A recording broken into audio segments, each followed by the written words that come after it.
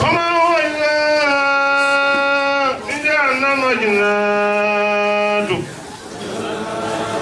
وهوتم بفد الله في كل حياة وفي هذه الهدي وفي هذه النسات فلما أتاها قاسوا بجريات ملائكة الرحمن خاتم خليه وأن اجتمعنا حبيب المسيح حرام عليها نار قلبي وعباه غالي الله إنني كنت حيناه وله النبي الله أي كتعبد أيا بما هجا من فري وفخر وسداد وما سر ما يريد له بالتودد ألا فإني للنبي محمد ألا فإني للنبي محمد مدعوك جاري كما يلد التي صلى الله عليه وسلم وجمع رسول الله لا يتساسوا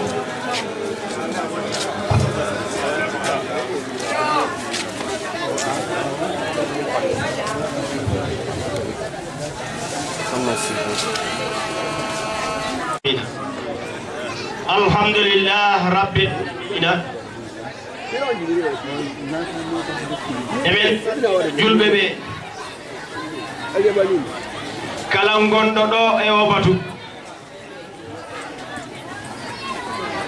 emen salmina jeyte kundannaɓe Sanusi Jeyte ila e Sanusi Jagite ana koto na ɗohuru mum ɓe e kotira maɓɓe ɓe e miñiraɓe fof muɗum ɓe kontonna ɓe tentula emen juuroɓe emen jettaɓe bat kontondiroñi anen tentiro a fatantanna alfalla mum keko Cheikh Alhaji Sidiya Diabete o wi o salminaru e jettandu kono kalifa meɗen to ƴiwri ɗum woni a Cheikh Alhaji Sidiya Diaby to Jeyte kunda jamma yalati eko tasidma ma yati ñaami oɗo galle ɗo oɗo wuro ɗo kono no wayni to taslima ɗo ko galle makko comme no taslima ni e wotumo a fonle ka halar jang ani ka ñimbaro ke mo keta bara kendo te wala mo siyareji e wonno jamanu yawruɗo komin kawrona e muɗum ɗo min mbaɗa oɗo duwaw ɗum woni oɗo ziyara say abukana no bare ase ala dimbale bula kante ke ñato ngoti délégation kafuta Jeyte kunda ngol maga estansi ani Jeyte kunda ɓe eyi kanko joni o wawa arde mawgu je nanguimo kono noon haɗani ko nelda ɓesmurede kanko heedi yeeso e délégation tedduɗo mo ɓe garti ɓe gara ɓe salmina e Alaji Sanusi en e Alaji Babandi Jeyte en to c'est walla alfan fana si be konton e morola konton dirone o wino ceerno o wi si o yettima o yettina fandade salminaru ndu e kalifaɓe Kolda surtout jaahaɓe be jeyla abe tentula omon yetta on onon kalifaɓe omon jaar juuro on ato Kolda e dina ko nasita alfalu si wile isina kanama beje e manam hoɗum waɗi ɗum omon yettaɓe omon juuroɓe kala ko mini ɗon e banggal diine manam goldannaɓe inchallah ɓe gimmoro ɓe mbaɗa hen koɓe fonno wadde innol be ɓuɗu si mun bulano bare sol be tujele e fawli na maɓe aɓe holto ɓeɗe jogui sukaɓe moɓe falnon nelde kono tabarfa galla ɓe gaccat ɗum ɗo fof ɗon kamɓe tigui ɓe memmino ɓe jaaha ha ɓe tawe e won duwawu mbadi fuɗol fana ɓe tenne ani Kolda misilɓe kunda fam ɓe tenne o wawra limde leƴƴi ɗi kono tabarakallah ko ni wayi kolda fof muɗum ɓe jiyamɓe ɗon misilmeya anata batoɓe jeele ɓare nammo o yaal fanan ka toɓen misilmeya nata wole kamma o wi diina l'islam ɗin ɗon ko moƴƴere tabarakallah ko fatɓe rengol dewal Allah kono noon ɗi moƴƴina hakkude meɗen ɗi moƴƴina ɗon moƴƴina hakkude julɓe ɓe kafo diyata alay ɓare misilme kafo wol diyata e kafo beeti o wi jama ɗi welani Allah kono jama julɓe ɗon ɗi welani Allah nayi kafo ala fon e kafoje kafo mo yaalon e ɓesire e mantra ɓuku nafo alquran o e boole karanna e salo o kafo mo alala kafo o wi si kanko Allah o yi e mawgura makko o yi oɗo batu façon ni o ɓeɗe jangga ka arwan o anda ɗoɗo ko batu makko aɗum kafo fanan kola misilmolu kañum kanu o wi noon caggal dental meɗen kono noon ko ɓuuri hen moƴƴude enen julɓe ɓe walla enen koddiɓe ɓe jiɗonɗiren eñum misilmole sewo waykele sewode ala suuno waykele suuno weltare onoma julɗo yo a welto hen suunu onoma julɗo ya suunu hen kala e niwoɓe misilmo mum na goto walla limani ya kamata o wi si on woni e nder ɓernde juulɗo on ɗon imani yagal makko gaddi timmi ɗin mo fula e ala ñon kanu alala kuwoɗa kano fanan ɓe foɗum woni o wi si yimɓe ɗiɗo ɓe jiɗondiri fi Allah e nelaɗo muɗum hina fi goɗɗum de ɓe jiɗondiri fi Allah e nelaɗo muɗum ɗon ɓuuri baraji kato algiyama lum sini ala bafunale aynal mutahabbuna fillahi molle muni ñon kanu ede duniya wato munna nde alala kuwoɗa o wi e yomal kiyamati Allah wiyat hoɓe jiɗondirno to nder aduna ɗo o ɓe jiɗondirno fi Allah e nelaɗo muɗum nden ñande ɓe kadi min mbiyiɗa ɓen ala bafole duɓen o ɓen ɓuɗu o duɓen o woni sumiyata duniya climatiseur oti ada satra mo beɓe solarengol ɗum duɓen olla hakke tilola kanɗo anin kanɗo mum ɓe ke ñalande nden ɗon ñalande ɗi satti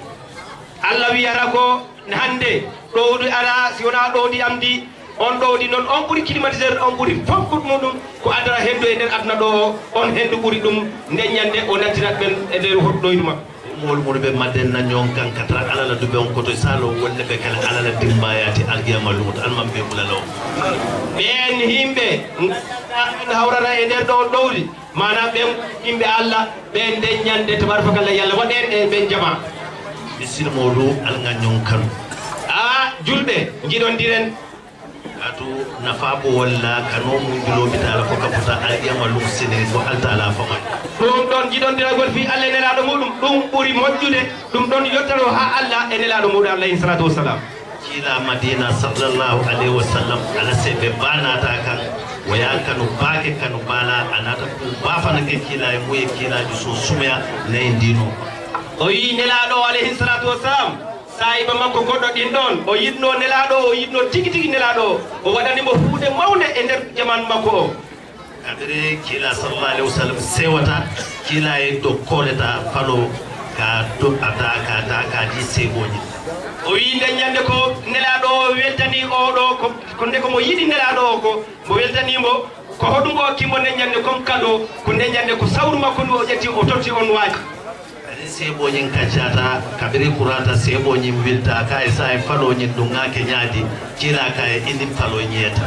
o wimo o saaba wimo nde ñande gila ɓe jewrude ha ɓe gayni jewrande nde o wimo a oɗo noon sawru hoɗo mbaɗanmi oɗo sawru o wimo yaadu e oɗo sawru ako kiila e sallallahu alayhi wa sallam nin falotata sa en ɗum ɓakele ñaadile kiila ka en ko ni natata alqiyama ka fo warta ñawoñam ɓe suutele faloñinal alqiyama o wi oɗo sawru naɓoɗo ñande yomal kirama ñande dargal mi hettinama e oɗo fi oɗo sawru sa joguimo tan mi hettinama oɗo sawru mi hettintama kono a wona e nder jama amo yadon aka e faloñin belola ala ñatinemo lale nte ante kiila e lo ita fana e lo faloñe CDR ke ala ñatinemo la konteni ta kafuta duniya ala la kuule o wi nde ñande ngal oɗo sawru oɗo leggal mo mi hokkima ɗo o daroro e yeeso Allah min kadi mi daro e yeeso Allah gona e takko am mi setti o sawru settinto wondema an o sahaba ano yiɗi kam fi Allah e nelaɗo muɗum sai bonye ay falo ma bole ay wasiyo kala mole akon ya fata wato wate akwana kasanke ko ne sai falo ta ya bulaji o do sahaba non o halni dum asnude makko ne o wiimo nyande mi maayi hira goppe o do sawru mbaɗane kam ɗum e nder sak kasanke amon gubbiɗon kam e o do sawru oto alenga kafo nganyon kanu misilimolu nganyon kanu alaye nganyon kanu china enen julɓe jiɗon diren fi Allah ina aɗo muɗum ene laaɗo muɗum alayhi salatu wassalam nabbe oji khairu dronom oɗo men batuɗo o ko jam tan alquran wole o sa alquran tan haw wawra hawride himɓe ɓe no woni alquran ngani mum karanteng alquran ko janggaɗo ko kilañi ni kalale kay alquran oji alaya da wati jumale ɓe lamdi nelaɗo oɗo alquran hono ñalande Allah fewni ɗum ale jabiro keñine la sewa koye alquran o kalamullah khairu makhluqin o wi Allah ko wimo ko ɗum ɗo ko nelaɗo ko wimo ko kalamullahi khairul makhluqi manam ɗum woni ko tagore Allah ɓuuri fof mum ako alquran o mo alama kutole ti na aisha ko alquran o jila daji goleti o wi ko mbaɗi Allah alquran ko mbaɗi Allah kono noon ko jikku nelaɗo alayhi salatu wassalam wala to ñum bufuno wala alquran o ka akoto tandi ko ala ko alquran o be e garanti o kedale abe cdr o kedale abe sankayaro kedale algema lu sedi ni akarana na bulata problème ko no ala sello e alquran o sello ala nyaati wala ka fa dunya ko ni gande kada o wi ndeysaan jangen kamiloro galle meɗen de o wi ñande dargal oɗo alquran daroto o settino wondema oɗo julɗode o jangganno kam e nder adna aɗo oɗo mino wondi e muɗum adna ɗo mi wonda e muɗum allahira ɗo ko cila ne inna sanulqi alayka qawlan saqilan akum be kuma kan fayle man mum be fete kilama baro kuma kan saqil akum kuma kan guliyata o wi e nder aya o man mi weddoro fon kongol e nder bernde mande si natti ɗon on ɗon kongol noon ɗi teddi أقتنا يا أيها الرسول بلغ ما أنزل إليك من ربك من جند لك يوم كم من بلياتا نافذ تفكيلا فنما إفنياتا يا أفضل نمو كادو حالة تبدو كسيوتي ما أنلادو وات فير نو فابدي فاب tina ka am hala ndotina dum ko kala ka di teddi di wadi horma ila fanan ka man dole ballighu anni walau ayatan defana be mun sindilan ma momo fana hana aya kilin yeta sindi o wi nelaɗo kadi wi gila iwiro Allah ari e nelaɗo muɗum sallallahu alaihi wasallam o wi men onon kadi tagore nde mbaɗe feere jotti noon hay siko aya goto jottine o sindiro me kumbe alhalo mun to jambe wato mun to mo sindiro la adu mol mun farambo la moy kan ane mol mun ila hajol bula kana o kumol la moy dire alquran karanto ban abe mu barajol o wi kanko to mo jodi do ko dum bo yottinta on aya goto mo yottinta ni enen hedo hobbe kadi ko dum men jottinta kala jodi do e nder baraji mun gonta jeta kunnangolo ila baro betiata jeyta kundannaɓe ɓe mbiya on jarama kam woli cili pour ka ñim bara façon ñi monketa alquran karawte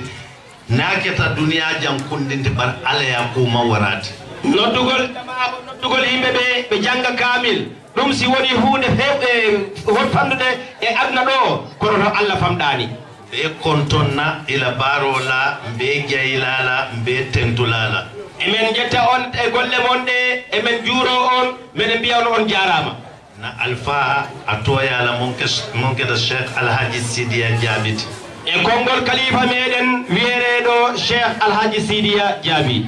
kolɗa alpha almul bebe no morin jang kontonna aninalal mume ɓe khalifaɓe koldaɓe emen salmina on e garɓe ɓe foof emen mbiya on jarama fentende na duwata jang ko woku na duwata jang alma be jaabe kala ko duwa ɗo ko yalla jaabi duwa uji ɗi amin aɓe jaabe lal fanan ka to duwa jaabi ɓalo tekeri o wi duwa o jaaboro duwa mo jaabota ko ala ka to ala fawla daloro moti ako ate ntele bam bal fente addu o wi ko Allah tagi tage do bindo haali ɗum ɗo daali ɗum ɗo e nder alquran men ala ko mo hada men bentel kan wala mo ngadani dro ko woni e do meden toro de mo tan assalamu alaikum wa rahmatullahi wa barakatuh عليكم السلام ورحمة الله وبركاته. الحمد لله رب العالمين. أنا أمين ومتدي. أقول بابا أقول دارا مكان يا أمين ومتدي. كروف نجنا نابس.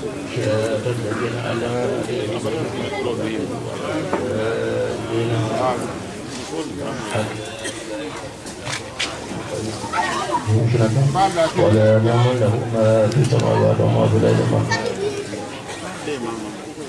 ما بين أيديهم وما خلفهم ولا يهم إلا بما شاء وسع السماوات والأرض ولا يؤوده حفظهما وهو العلي العظيم.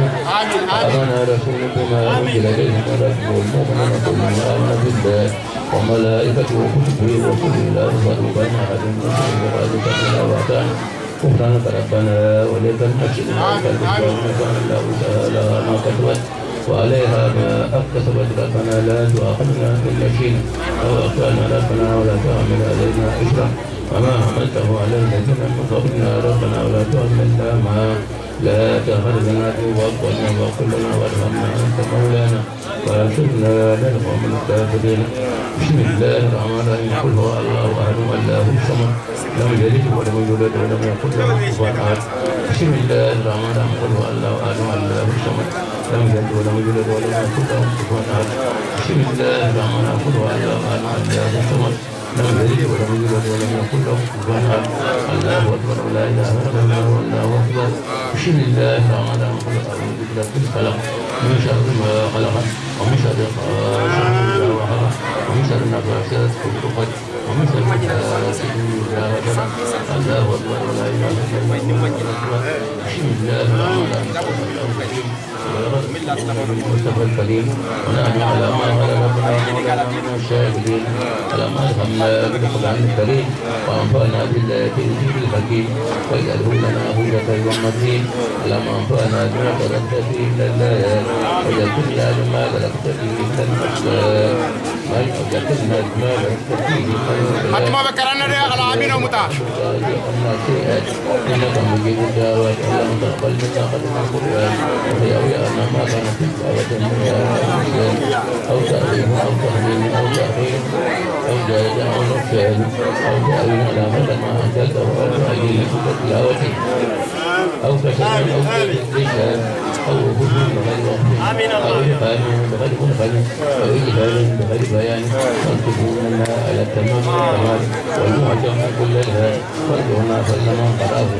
متى ما لا على الوجه وهب لنا به الخير والسعادة والمساعدة والأمان ولا تحرمنا في الشر ولا لا الطغيان ونجينا فضل المنايا منا والقفل والكسلان وأنلنا من عجاب القبر من شأن المنبر ونجينا ومن الجزال وغير وجوهنا يوم البعث وأجيب رغابنا من النيران ويحمل كتابنا ويشد حسابنا وسقيه مدادنا بالحسنات وسقيه أقدامنا على الشداد وأشكرنا واشكر الجنان وارزقنا جوار سيدنا مولانا عليه الصلاة والسلام وأكرمنا بالخير يا ديان وأكرمنا بالخير يا ديان وأكرمنا بالخير يا ديان اللهم اجعل القرآن الأكمل في قلوبنا أحجاننا وجعاب همومنا وقائدنا وشاركنا لجنة النعيم اللهم اجعله أنيسنا في اليوسف ومشاربنا في الويلة ومشباهنا في كلمة ودليلنا في الهيلة ومنفجنا في الفتنة وأشرنا في من الجن والأهواء القادر لا داعي يا رحمن يا رحيم اللهم اختم بسعادة آجالنا وفي تجارة أعمالنا واخرج بالآخرة قلوبنا وأخالنا وإلى رحمك مرشدنا ومآلنا واشف شال ولا جنوبنا واشف بشيال ولا جنوبنا واشف شال ولا جنوبنا ومن علينا بشر أمورنا اللهم اجعل التقوى في بلادنا واشرك شكرنا واتخاذنا وأعمل بلاد وفضل بلادنا وسائر بلاد المسلمين يا رب العالمين وأعمل من الجو وفضل بلادنا وسائر بلاد المسلمين يا رب العالمين وأعمل من الجو وفضل بلادنا وسائر بلاد المسلمين يا رب العالمين اللهم بلغ سوى ما قرأناه ونور ما تلوناه لروح العالمين أجمعين اللهم بلغ سوى ما قرأناه ونور ما تلوناه واجعله هدية مباركة تحملها الملائكة يبلغك عن تفسيرك وتبلغها إلى روح قبرك شيخنا الكبير الهدي محمد شيخ الشهيد وجاء جميع عياله اللهم بلغ ما قرأناه ونور ما تلوناه واجعله هدية مباركة تعمله وتولوها إلى ريح أمريكا شيخنا الكبير المرحوم الهدي الشيخ تحية وجميع إياله ولأرواح آبائنا وأمهاتنا ومساعدتنا ولأرواح جميع المسلمين والصلاة والسلام على سيدنا مولانا محمد خاتم النبيين وإمام المرسلين سبحان ربك رب العزة عما يصفون وسلام على المرسلين والحمد لله رب العالمين.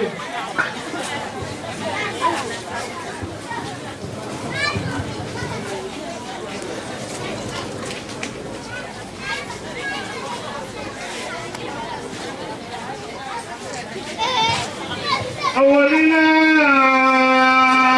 ولكن محمد إذا أولنا ولكن محمد يا ربي يا ربنا يا محمد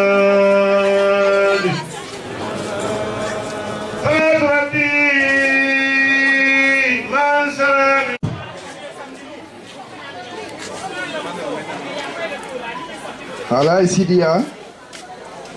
ha tantu mbe Dakar le ngakili ako adinke Muhammad Khalifa bin Alale woto wala seno jang nse watala al musima ba anin jata kende akelaye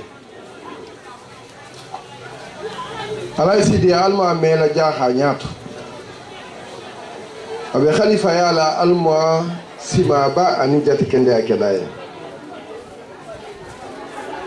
abe lorin jaha e almon ala lolaye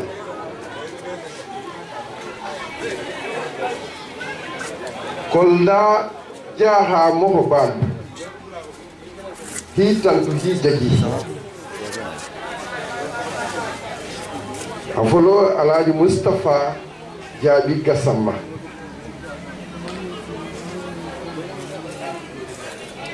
abe kuwol la bending abe kuwol fo kan hamol yilgula kubetola ate min jaha moho balu be alay dembo silla mba kontonna jaha kebalu siola alfayala bi atalbe jahaye alay dembo drame kontonna alay ba hedaba drame kunda sana khul mbi kontonna hijagi ila tarom fe alay ban falu ninga madanse fili barbe ha lonko mbata sewa ihabadi al jokki hal islam al jokki ala najam jaha mo balu be muy yito home mumi to home mbitantula ko fi jaha lota munkan wala mu lislamoti nimbe lislamo kambe jahale kam mo ndi lislamo kay be jahale kam ko fi jahanata lislamo le tu jahalo ta lislamo le kam woto muslimolu mbadi muslimo mul be jam ni jaha hakiliro ke woto lislamo la hakiliro ke se bedantu se almamo tantu sare musa Cerno Saidu na almamo mum beleta adinke abe no rinjam na almamo sare musa ala délégation fana bijam hawlu bele tantu hijagi yin duwa hadwa na sawanteli ye bari fana hadwa jamano ye fo al musa hero la wasa na jamano kan ala mun kisila hantanga albe duwa mun na jang alma mutala a kenya hero ti tahar albe ala duwa mun ki jang alma afalina momo inina ta jang alma falani ye haji jarola ni kiso ani tango ani nata timbo dunia be muhammadi alba mela mun kita libi alha mela mun kita malilu almun delu kisila woma almun senegal dimul almi kisila woma mun kita libi almun senegal din kisila woma almun fata finna dimul kisilama ko fi masibo lamu mo halon ko bi ni ko be joyale yitana fata fingola bari yite ko mu arabo leti arabo wala atunay ko alla kila sallallahu alayhi wa sallam andende arabti ate jigo mu lislamu leti ama arabu jigata ama arabu adata anata ado ada kutole nati mu lislamu adoti wala atun mulbe ko ke kan libi e mantara lislamu kan parce que be mun ke kan wala mu ko ha mo joya ha no ita mo hola ha itala ha akuka la mu haloko hada bandiwa mu meke no hada bandiwa al mu beki sila woma dinne mul be taala alum ni yamar ya nyini ndiro mu haloko ini amuni ya hankato maiklinya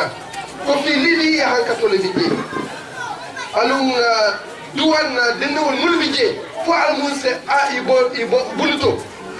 ya sagi ya futai futatula non da hasaki ibota jamena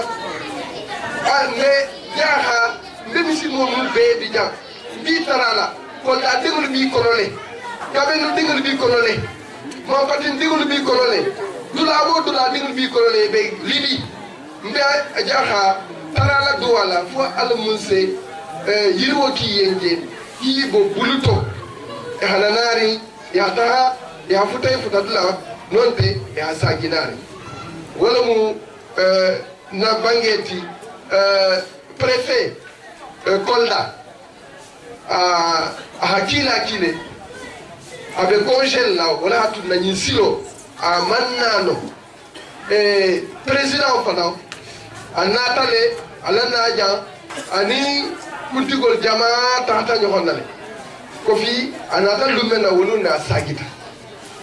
amota aéroport la anata dulato ministre de élevage nyanta ko kele jamel na kabra kurata asagita le hata ha avion tata wodo wala tunna ko mo programme na sia ani préfet mo halonko atumbe abe congel la wala tunna ngira ahamatara ahaletro sotole anata nkili ahankili le bi fo ko nga hakoto ay parce que la avion fana tata la dimba ale mafele Dakar wala tunna ma jeno ni silo bare ko abe jaha alfal tarala douala abe misilme jamal tarala douala président ni mun doit président e il doit jamano le parce que jamano la hero abatele bulla jamano la tenkum abatele bulla ne hatara ibe tahala ibe nala femmi soto woto o be mun bulla hado ayen fo almun sa ko yirwa bulla ha ko fe ya bulla me soare kunda kontonna yi jegi yi itantu alaji vraiment alaji dembo haki nari alaji mamadou soare fana mbija jaha ni ko jaha ani akotol ani adohol ibe konton yi jegi wala mun na kumotinu alsi hakketu na hatara akumo mantilin wa hatara ntele na kumo dasata bari nanne mu munti ha kuma lem musum holbe nafa wa salam assalamu alaikum wa rahmatullahi